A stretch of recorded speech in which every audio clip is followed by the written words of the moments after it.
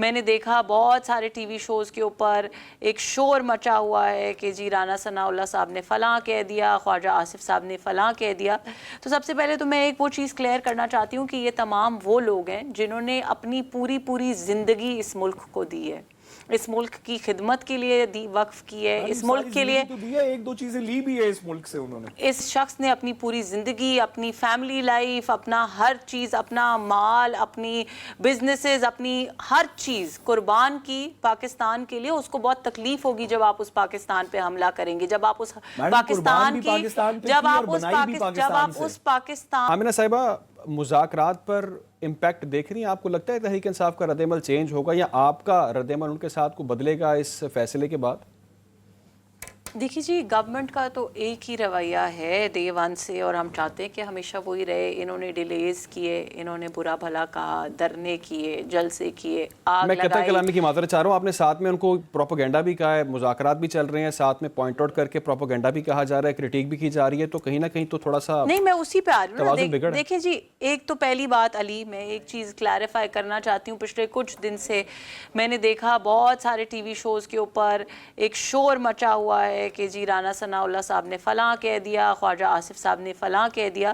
तो सबसे पहले तो मैं एक वो चीज़ क्लियर करना चाहती हूँ कि ये तमाम वो लोग हैं जिन्होंने अपनी पूरी ज़िंदगी इस मुल्क को दी है, इस मुल्क की खिदमत के लिए वक्फ की है, इस मुल्क के लिए तो दिया, एक दो चीजें ली भी है इस मुल्क से उन्होंने। इस मुल्क के लिए जेलें काटी हैं, इस मुल्क की मोहब्बत में उस ज़मीन पे सोए राना सनाउल्लाह साहब चूहों के साथ क्या क्या जुल्म सितम बर्दाश्त किए। और ये वो जुल्म सितम है जिसका एतराफ़ PTI के कैबिनेट मेंबर्स खुद कर चुके हैं कि वो एक फेक केस था। ये सिर्फ एक एग्जांपल है। तो अगर आप इन लोगों की किसी ट्वीट को या किसी बात को महाज बनाने के लिए कहते हैं कि जी उनकी फ़लाँ ट्वीट आ गई, हम कैसे मुज़ाकरात करें, तो सबसे पहले ये अंडरस्टैंड करें कि जिस शख्स ने अपनी पूरी ज़िंदगी, अपनी फैमिली लाइफ, अपना हर चीज़, अपना माल, अपनी बिजनेसेस, अपनी हर चीज़ कुर्बान की पाकिस्तान के लिए, उसको बहुत तकलीफ होगी जब आप उस पाकिस्तान पे हमला करेंगे, जब आप उस पाकिस्तान के ऊपर हमला करेंगे, उसको आग लगाएंगे, तो उसको तकलीफ होगी। और जब उसको तकलीफ होगी तो वो ट्वीट करेगा।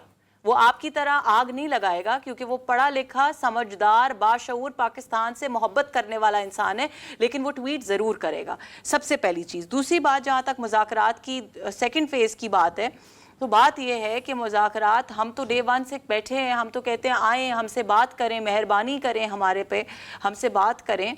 हम पाकिस्तान के मफाद में बात करना चाहते हैं, हम मसाइल का हल चाहते हैं। लेकिन अनफॉर्चुनेटली देखिए, पहले कितना अरसा इनका ड्रामा चलता रहा जब इनका चार्टर ऑफ डिमांड्स नहीं आ रहा था।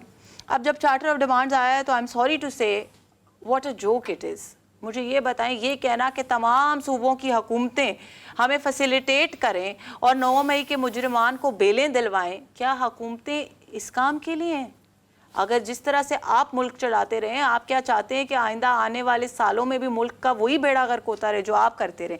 उसके बावजूद, इन तमाम अनफॉर्चुनेट इंसिडेंट्स के बावजूद, मैं फिर भी ये समझती हूँ कि मुज़ाकरात होने चाहिए। अल्लाह ताला से इनकी हदायत की दुआ कर सकते हैं। लेकिन आमिना साहिबा, फिर तो डेडलॉक नजर आएगा हमें, जिस तरह से आप कह रही हैं कि जो मुतालिबात किए जा रहे हैं वो अगर ऐसे हैं तो उस पर फिर तो डेडलॉक आ रहा है। नहीं अली, देखिए डेडलॉक की बात नहीं, ये इनको समझना चाहिए। और जो आपने फैसले की बात की ना, उसको भी समझना चाहिए। फैसला आने से पहले से हम ये बात कर रहे हैं, रोज़ कर रहे हैं, कि इस फैसले का मुज़ाकरात से कोई ताल्लुक ना है और ना होना चाहिए। लेकिन तहरीक इंसाफ ने कहा था कि इस फैसले के बाद अगर हमारे अगेंस्ट ये फैसला आता है तो तलखी तो हमारे रवैयों में होगी। तहरीक इंसाफ की तो अनफॉर्चुनेटली तहरीक इंसाफ का तो वतीरा यही है। यही तो मैं आवाम को बताना चाहती हूँ कि तहरीक इंसाफ कभी मुज़ाकरात करना ही नहीं चाहती थी।